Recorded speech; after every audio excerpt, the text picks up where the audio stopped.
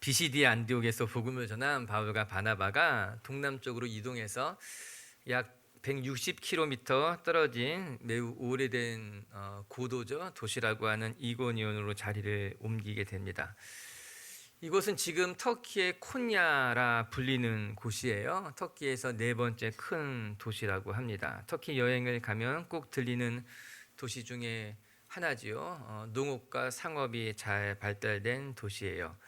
바울의 선교 여행이 참 귀하다고 하는 것은, 아니 귀하다기보다 오히려 더 너무나 큰 헌신이라고 말할 수 있는 것은, 두 사람이 160km의 거리를 걸어서 이고니온까지 도착했다라고 하는 것이죠. 우리가 지난주에 살펴본 것까지 그곳은 타우루스 산맥을 따라가게 되는 약 1000m 정도의 높은 곳을 이동해서 가야 되는 길이었다라고 하는 거예요.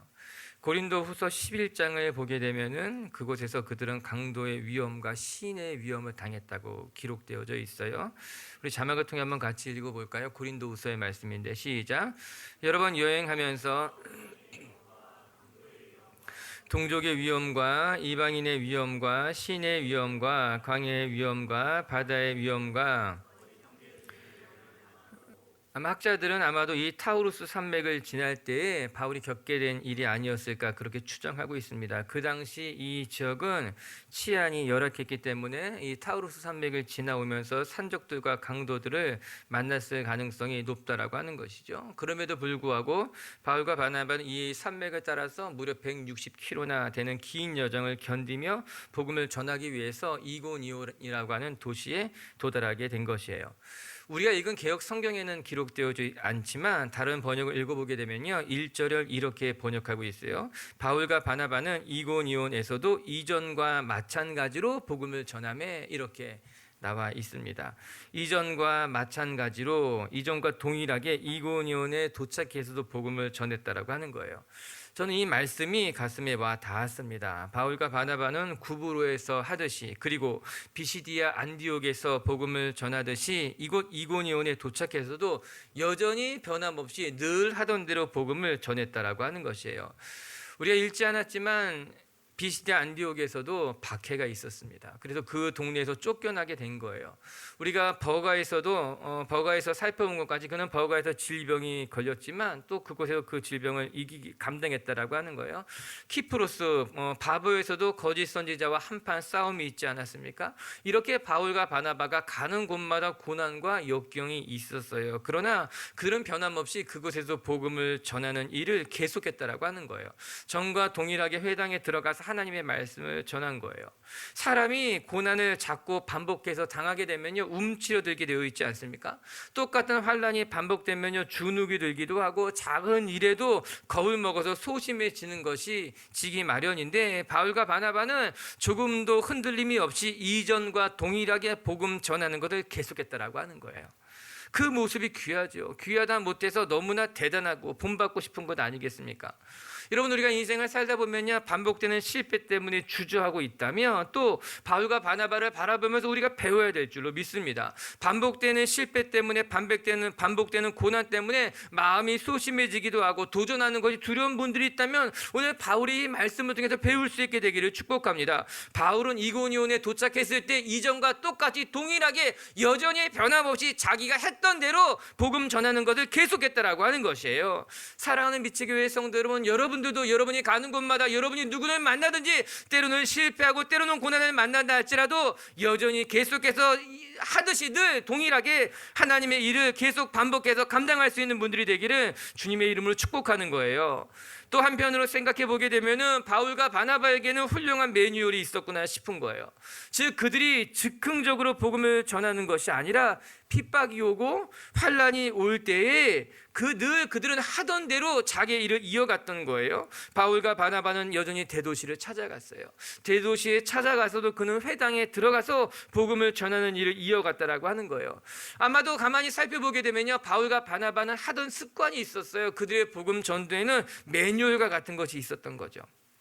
그들은 고통을 감수할 때도, 핍박을 만났을 때도, 새로운 도시를 찾아가고 그 도시에서 회장을 찾아갈 때도 늘 이전에 하던 대로 동일하게 자기의 사역을 감당했다라고 하는 것이지요. 늘 했던 모습이 있었어요. 거룩한 습관이 있었다라고 하는 것이에요. 생각해 보건대 우리 사랑하는 빛의 교회 성도 여러분들도 여러분이 지금까지 복음대로 살아왔다면, 여러분이 지금까지 순종하며 살아왔다면 그대로 계속해서 이전과 똑같이 믿음의 행로를 이어갈 수 있게 되길 주의 이름으로 축복합니다. 때로는 낙심하고 또 때로는 일이 안 풀린다고 해서 그냥 그만두는 것이 아니라 기도했던 사람들은 계속해서 기도해야 되는 거예요. 정직하게 살아왔던 사람들은 계속해서 정직하게 살아가야 된다라고 하는 것이에요. 늘 부지런하게 살아가던 사람들은 부지런하게 살아가야 된다라고 하는 것이에요. 우리가 어디를 가든지 또 어떠한 사람들을 만나든지 간에 우리 자신을 잃어버리면 안 되는 거예요. 어떤 사람은요, 여기에 가서는 열심히 헌신하지만요, 다른 곳에 가면 전혀 다른 모습으로 살아갈 때가 있어요. 어떤 사람은요, 과거에는 정말 성실했는데 시간이 지나면서 성실하지 못하게 살아가는 사람들이 있더라고 하는 것이에요.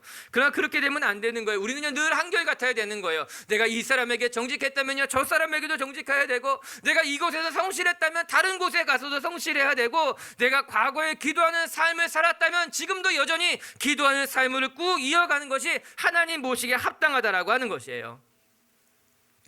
제 친구 중에 어떤 사람은요, 늘 이렇게 말하는 사람이 있어요. 변하면 죽는 거야.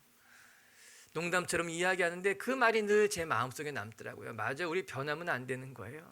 늘 우리가 기도했던 대로, 늘 우리가 살아왔던 대로, 늘 우리가 하나님의 말씀을 지켰다면 변함없이 주님 부르실 때까지 한결같이 살아가는 것, 그것이 바울과 바나바가 오늘 말씀을 통해서 우리에게 보여준 모습이라고 하는 거예요. 이전과 똑같이 여전히 동일하게 말씀을 전하며 살아갔다라고 하는 것.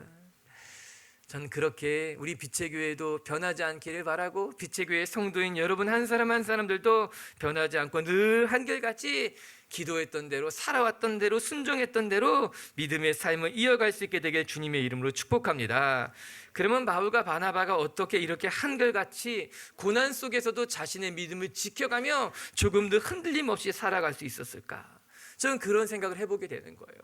참, 이들은 무엇이 달라서 이렇게 늘 변함없이 한결같은 신앙을 지키며 살아갔을까? 고난이 많았어요. 어디를 가든 그들을 환영해 주는 사람들도 있었지만 오히려 가는 곳마다 그들을 반대하는 사람들이 더 많았다라고 하는 것이에요. 그럼에도 불구하고 바울과 바나바는 어떻게 자기의 사명을 포기하지 않았을까? 이 정도였으면 그만두고 싶었을 텐데, 멈추고 싶었을 것인데, 사람에게 상처받았을 텐데 어떻게 그렇게 한결같은 모습을 이어갈 수 있었을까? 그 해답이 오늘 보면 3절에 등장하게 됩니다. 3절을 같이 한번 읽어볼게요. 시작. 두 사도가 오래 있어 주를 힘입어 담대히 말하니,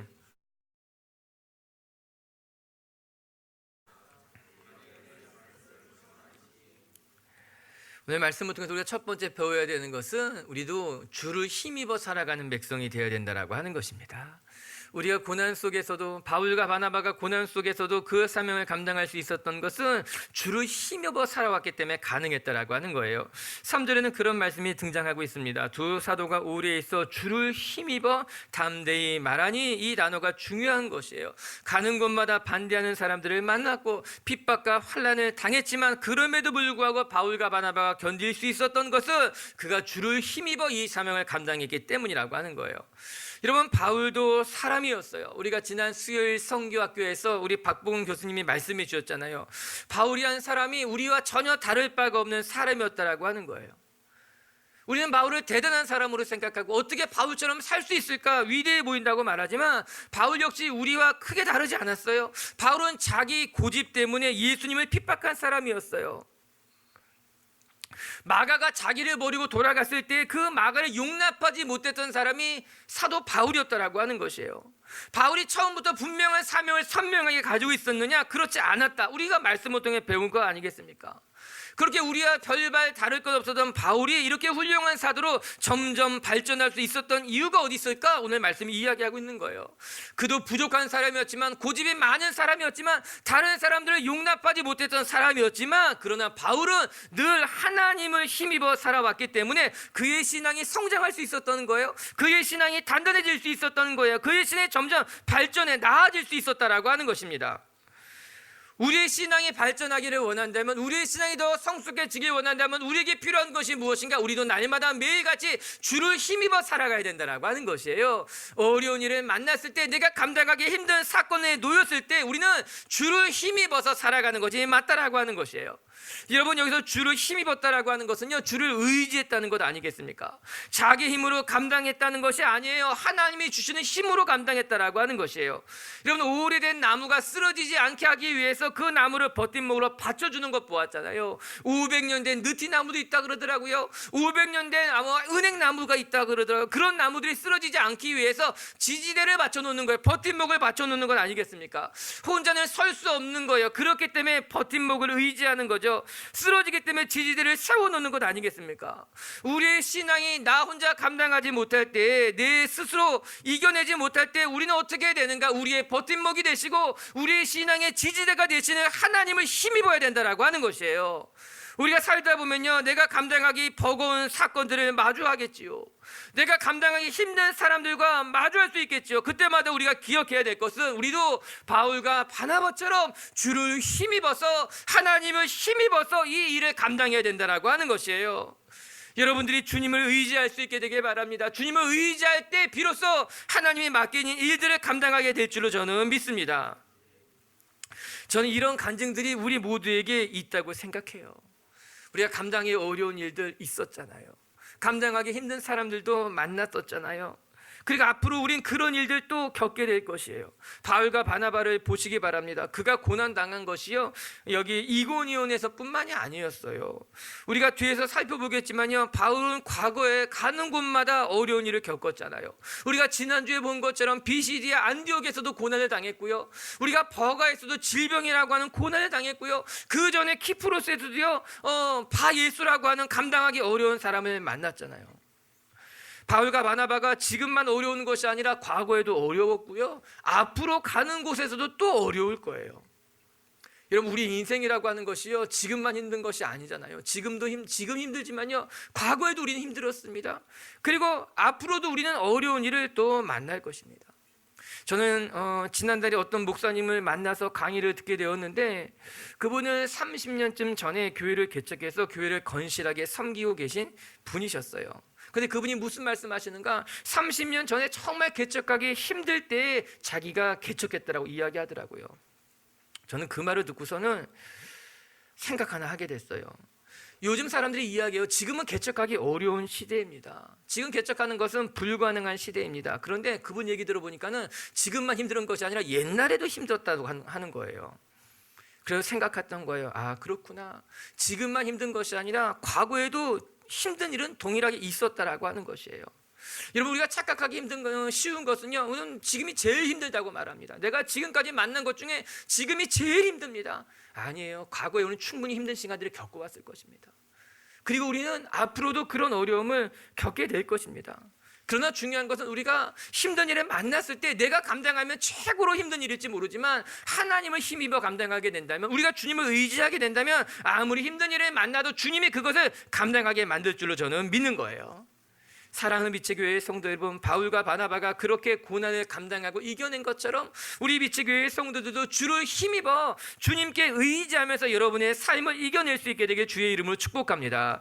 바울이 철학의 도시라고 하는 아덴, 지금으로 말하면 아테네에 가서 사람들에게 복음을 전할 때 무엇이라고 말하는지 아십니까? 그 내용을 들어보면요, 기가 막힌 거예요. 여러분, 그것은요, 철학이 흥했던 곳이었어요. 에피쿠로스 학파가 있었어요. 스토아 학파 철학자들이 있었어요. 전 세계 가장 뛰어난 언변가들이 모여 있었던 곳이 이 철학의 도시 아테네 아닙니까? 그 아테네에 가서 바울이 무엇이라 이야기했는가? 바울이 사람을 이렇게 설명합니다. 사도행전 17장 28절을 보게 되면요, 아테네에서 설교한 내용인데 한번 같이 읽어볼게요. 시작.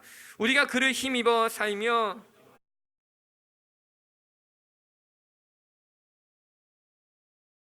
소생이라 하니, 여러분, 바울이 아테네에 있는 철학자들 앞에서 그렇게 위대했던, 대단했던 인류의 철학을 만들었다고 하는 아테네 그곳에서 그가 무엇이라 말하는가? 사람은 하나님을 힘입어 살아가는 존재라, 이렇게 이야기하는 거예요. 우리가 그를 힘입어 살며 기동하며 우리는 그의 소생이라 말하니, 정말 멋있고 담대한 말 아닙니까? 인간은 무엇인가? 역사는 무엇인가? 신이란 어떤 존재인가? 이런 것들을 이야기하는 아테네 철학자 앞에서 바울은 담대하게 이야기하는 것이에요. 인간이란 누구인가? 인간은 하나님을 의지하며 살아가는 존재라고 말하고 있는 거예요. 사람은 누구인가? 하나님의 소생이요 하나님의 피조물이라고 말하고 있는 거예요. 바울은 철학자들 앞에서 조금 더 기대가 꺾이지 아니하며 인간은 누구인지, 우리는 어떠한 존재인지를 담대하게 말해주고 있는 거예요. 사람은 하나님을 의지하며 하나님을 힘입어 살아가는 존재입니다 말하고 있는 것이에요. 할렐루야. 사랑하는 성도 여러분, 우리는 하나님을 힘입어 살아가는 존재이며 하나님을 의지할 때 담대함을 얻게 되고 비로소 길이 열리게 되고 하나님의 뜻이 이루어질 줄로 저는 믿습니다. 여러분들도 이 세상 사람들 앞에서, 철학자들 앞에서, 대단한 사람들 앞에서, 과학 앞에서 무엇이든 우리를 주눅들게 만들고 힘들게 만들고 어렵게 만드는 이 세상 앞에서 담대하게 사람은 하나님을 힘입어 살아가는 존재이며 우리는 하나님의 소생입니다 선포할 수 있는 분이 되기를 주의 이름으로 축복합니다. 여기서 중요한 것은요, 하나님께서도 우리가 하나님을 의지하며 살아가는 것을 원하신다라고 하는 거예요. 하나님도 우리가 하나님을 의지하는 것을 기뻐하신다라고 하는 거예요. 역대하 16장 9절에는요 이런 말씀이 나와요. 우리가 잘 아는 말씀이죠. 같이 한번 읽어볼게요. 시작. 여호와의 눈은 온 땅을 두루 감찰하사 전심으로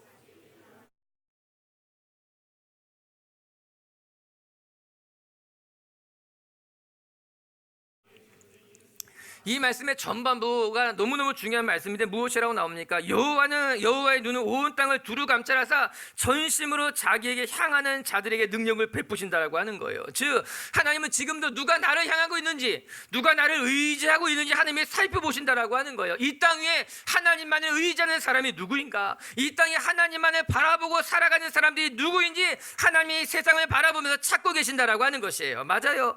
하나님은요 지금도 하나님을 의지하는 사람들을 찾고 계셔요. 하나님만 바라보는 사람들을 기다리고 있다라고 하는 것이에요.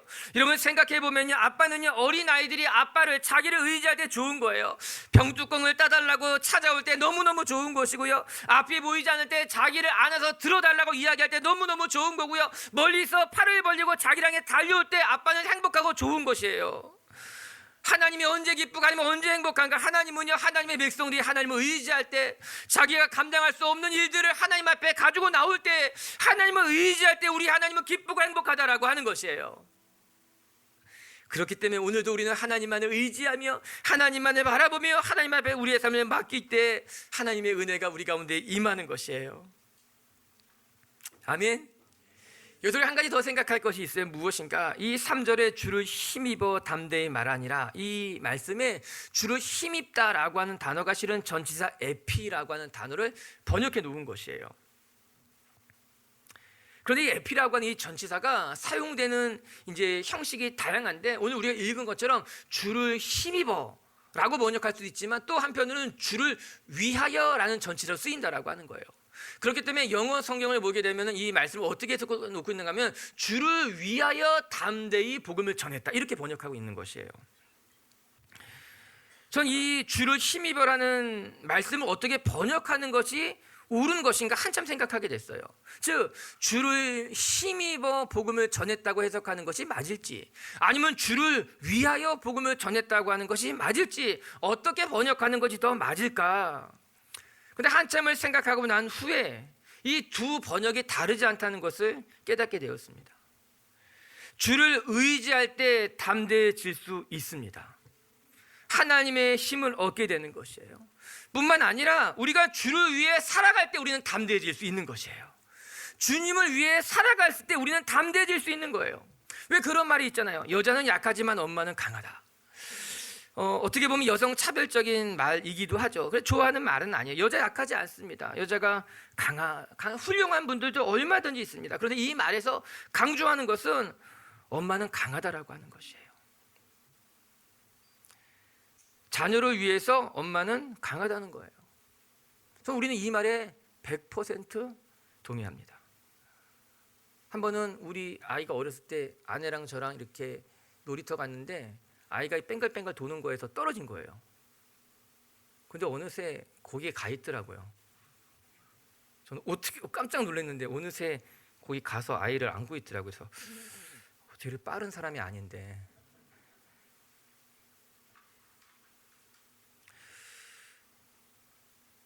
우리 어머니들은 자녀를 위해서 강해집니다. 자녀를 위해서라면 참고 견디고 그렇게 자녀를 위해 살아오신 것이 우리들의 어머니 아닙니까? 오늘 바울은 고백하는 거예요. 하나님을 위해서 내가 담대해졌다라고 하는 거예요. 하나님을 위해서 내가 복음을 전하는 일에 있어서 내가 강해졌다라고 하는 것이에요. 우리 성도님들 기억하시길 바랍니다. 우리가 언제 강해지는가? 하나님을 힘입어 강해지면서 또 한편으로는 우리가 하나님을 위해 살아갈 때 강해지는 거예요. 하나님을 위해 살기로 다짐했을 때 우리는 강해지게 되는 거예요.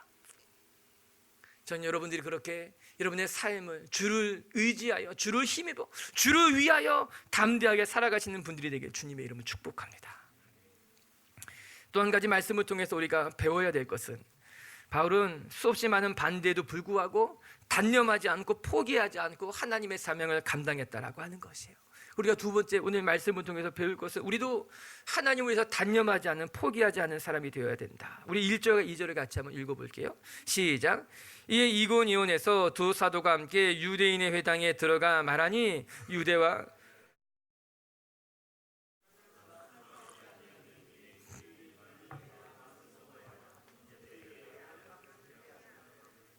이고니온에 두 사도가 도착해서 복음을 전하게 되자 많은 사람들이 믿고 따랐다고 합니다.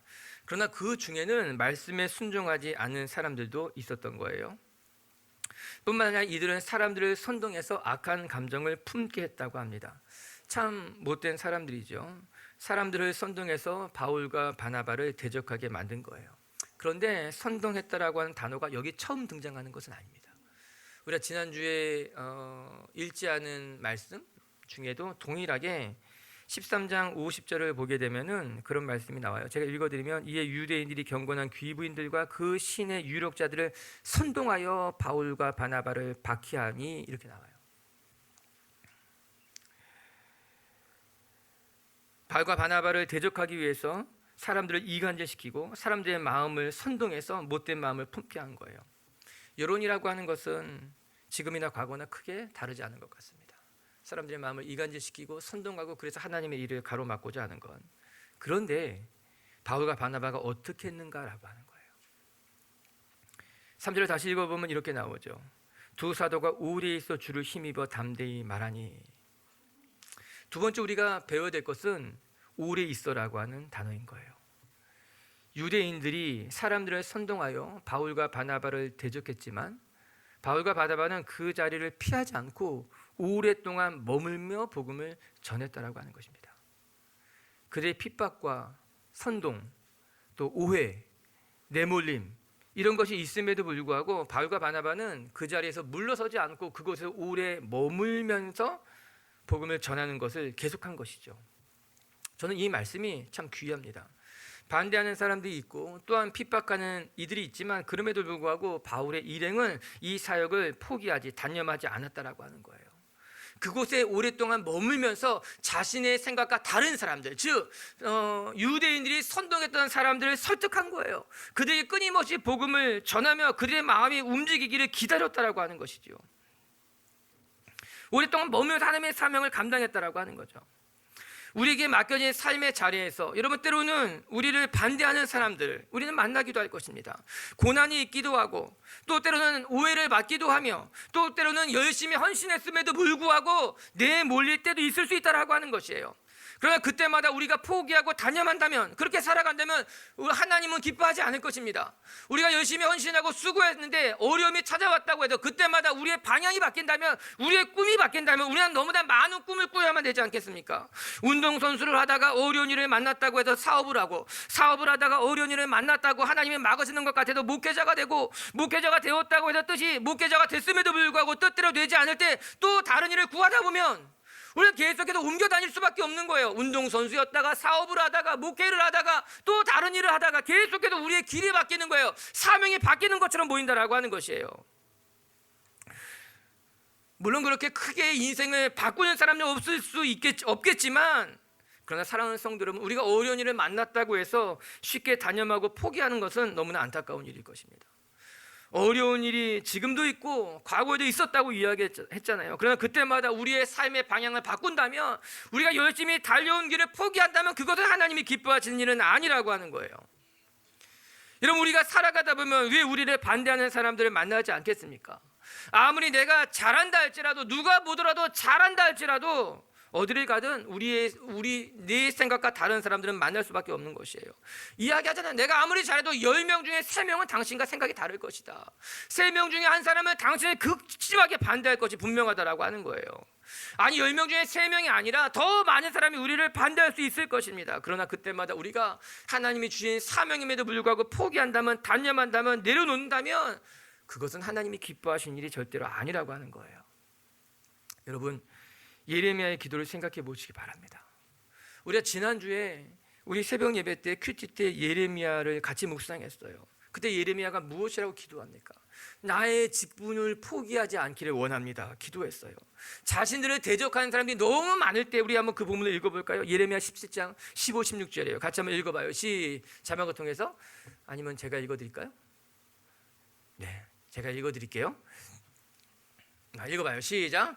보라, 그들이 내게 이르기를 여호와의 말씀이 어디 있느냐? 이제 임하게 할지어다 하나이다. 나는 목자의 직분을 물러가지 아니하고 주를 따라 싸우니 재앙의 날도 내가 원하지 아니었음을 주께서 아시는 바라. 내 입술에 나온 것이 주의 목전에 있나이다. 15절의 말씀을 보게 되면요, 예레미야의 탄식인 거예요. 사람들이 예레미야에게 이야기하고 있는 것 아니겠어요? 너의 하나님은 어디 있느냐? 내가 말한 것이 정말 이루어질 것 같으냐? 많은 사람들이 예레미야를 대적했어요. 예레미야를 반대했어요. 예레미야의 사역을 들으면서 하나님이 없다라고 이야기했어요. 그때 예레미야가 무엇이라고 기억하고 있는가? 나의 목자의 직분에서 물러나지 않기를 바랍니다. 예레미야의 기도였어요. 예레미야를 수없이 많은 사람들이 대적했지만, 반대했지만, 예레미야를 웅덩이에 파묻기도 하고 성전들에 가둬놓기도 했지만, 그때 예레미야가 이야기하는 것은 이렇게 많은 사람이 나를 대적한다 할지라도 나는 이 목자의 직분에서 포기하지 않았습니다.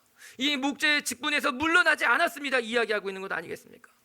이 말씀을 묵상하면서 너무 크게 다가온 거죠. 여러분, 사람들이 우리를 반대한다고 해서 우리가 이 직분을 포기하는 것은 어리석은 일인 거예요. 우리가 헌신할 때가 있어요. 우리가 수고할 때가 있어요. 근데 그때마다 사람들이 나를 반대한다고 해서 이 직분을 포기하는 것은 어리석은 일이라고 하는 것이에요. 여러분, 축복합니다.